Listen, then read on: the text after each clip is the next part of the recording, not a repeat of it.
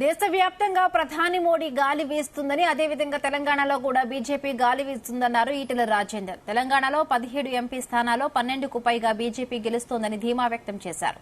కాంగ్రెస్ ప్రభుత్వం ప్రజల బాధలను పట్టించుకోవడం లేదని విమర్శించారు. బీఆర్ఎస్ ను ప్రజలు నమ్మే పరిస్థితి లేదన్నారు. హైదరాబాద్ కూకట్పల్లి నియోజకవర్గ విస్తృత స్థాయి సమావేశంలో ఈటెల రాజేందర్ పాల్గొన్నారు.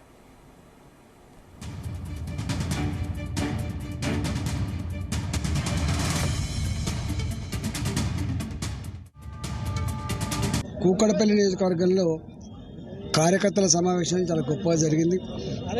గత 30-35 రోజులుగా మేము గల్లీలలో తిరుగుతున్నప్పుడు, ఇళ్లల్లో మేము కలుస్తున్నప్పుడు అనే ఒకటే ఒక మాట, దేశవ్యాప్తంగా ఎట్లయితే మోడీ ప్రభంజనం వీస్తుందో తెలంగాణలో కూడా అదే ప్రభంజనం వీస్తుంది.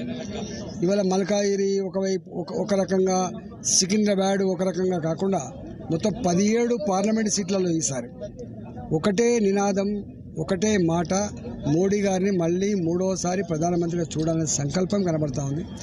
ఇవాళ వారు చేసిన సేవలు కావచ్చు, వారు చేసిన పనులు కావచ్చు, వారి దేశానికి అందించిన స్ఫూర్తి కావచ్చు, ఇవాళ ఎవరు సరిచూగలనే పద్ధతిలో వేరే వారి గురించే మాట్లాడకుండా మోడీ గారే మా ప్రధానమంత్రి అని చెప్పి భావిస్తారు.